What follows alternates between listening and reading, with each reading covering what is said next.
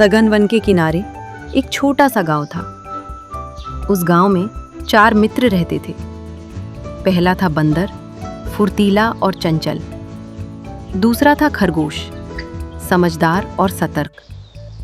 तीसरा था कछुआ, धीमा परंतु धैर्यवान।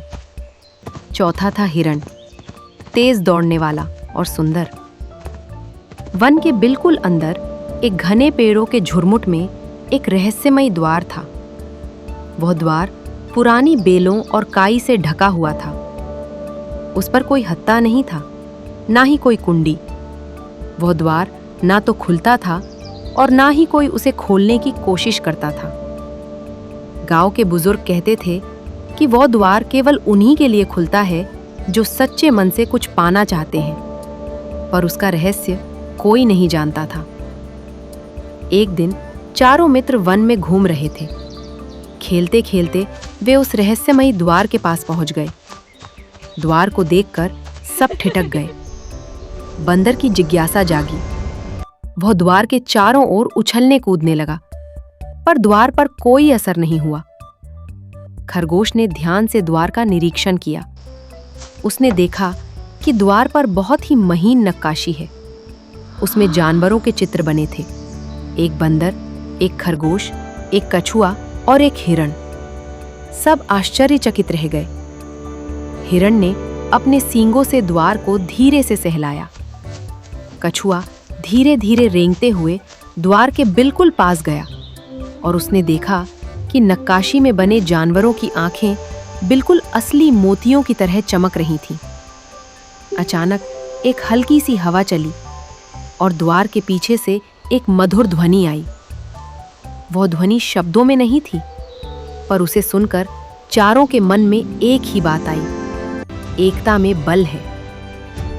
चारों मित्रों ने एक दूसरे की ओर देखा। उनकी आंखों में संकल्प था। बंदर ने पेड़ से एक मजबूत लता तोड़ी। खरगोश ने अपने पैन पंजों से द्वार के किनारे की मिट्टी साफ की। हिरण ने अपनी गर्दन झुकाकर द्वार के निचले हिस्से को सहारा दिया। कछुआ धीरे धीरे रेंगकर सबके बीच में आ गया, मानो उन्हें धैर्य का पाठ पढ़ा रहा हो। बंदर ने लता को द्वार के एक उभरे हुए हिस्से में बांधा।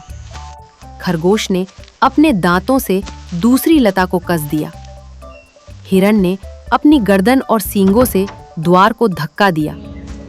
कछुआ स्थिर खड़ा था। उसकी उपस्थिति मात्र से सब में धैर्य का संचार हो रहा था। उन्होंने एक साथ जोर लगाया।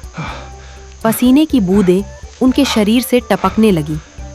मांसपेशियां तन गईं, सांसें तेज हो गईं, पर द्वार नहीं हिला।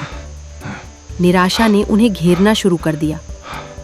बंदर ने लता को छोड़ दिया और चिढ़कर इधर-उधर कूदने लगा। खरगोश के कान झुक गए। हिरण ने थककर अपनी गर्दन नीचे कर ली। केवल कछुआ अडिग था। उसने धीरे धीरे अपना सिर उठाया और द्वार की ओर देखा। फिर उसने अपने छोटे छोटे पैरों से जमीन पर कुछ लिखा। फिर से एक साथ। दूसरे मित्रों ने उसे देखा। बंदर की चंचलता शांत हुई। खरगोश के कान फिर खड़े हो गए। हिरण ने गर्दन उठाई और अपने सींगों को झटक दिया।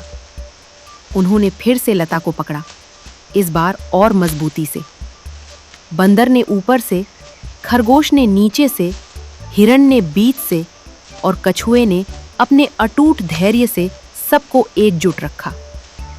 उन्होंने एक बार नहीं, 2 बार नहीं, बल्कि कई बार प्रयास किया। हर बार वे थोड़ा और सीखते गए, कैसे संतुलन बनाना है, कैसे एक साथ दम लगाना है। अचानक एक भारी चरमराहट की आवाज आई। द्वार के बीचों बीच एक दरार पड़ी। वह दरार धीरे धीरे बढ़ी और द्वार के दोनों हिस्से धीरे धीरे अंदर की ओर खुलने लगे। चारों मित्र सावधानी से अंदर दाखिल हुए। द्वार के अंदर एक अद्भुत उपवन था। वहां हरियाली, साफ पानी का झरना और मीठे फलों से लदे पेड़ थे। ये एक स्वर्ग से कम नहीं था। पर सबसे आश्चर्यजनक चीज वहां के केंद्र में रखा एक विशाल पत्थर था। उस पत्थर पर बिल्कुल वैसी ही नक्काशी थी जैसी द्वार पर थी। 4 मित्र एक साथ एक द्वार खोलते हुए, और पत्थर के नीचे कुछ शब्द खुदे थे। जहां एकता और धैर्य का वास, वहीं सच्चे सुख का आभास। चारों मित्र समझ गए, ये स्थान उन्होंने अकेले नहीं बल्कि मिलकर पाया था। बंदर की फुर्ती, खरगोश की समझदारी, हिरण की शक्ति और कछुए का धैर्य, इन सब के मेल ने ये संभव किया था। उन्होंने झरने का पानी पिया, मीठे फल खाए और उपवन की शांति का आनंद लिया। जब वे लौटे तो उनके गांव वालों ने उन्हें बदला हुआ पाया। उनमें एक नई चमक थी, एक गहरी समझ। उन्होंने किसी को कुछ नहीं बताया, पर उनके कार्यों से सब सीख गए। जब कभी गांव में कोई विवाद होता या कोई काम अकेले न हो पाता, तो लोग उन चारों मित्रों की ओर देखते और समझ जाते कि एकता और धैर्य से हर द्वार खोला जा सकता है। वो रहस्यमयी द्वार फिर कभी किसी को नहीं दिखा, पर उसकी सीख गांव की हवा में बस गई और चारों मित्र अपनी अपनी अलग अलग खूबियों के साथ हमेशा साथ रहे। उनकी दोस्ती ही सबसे बड़ा रहस्य और सबसे बड़ी प्रेरणा थी। एक ऐसा द्वार जो हर दिल के लिए हमेशा खुला था। तो कैसे हैं आप लोग? अगर आपको ये कहानी अच्छी लगी तो लाइक करें, कमेंट करें और हमारी पंचतंत्र चैनल को सब्सक्राइब करना मत भूलिएगा। तो आपसे जल्दी ही मिलते हैं एक और ऐसी ही रोमांचक कहानी लेकर। तब तक सायोनारा।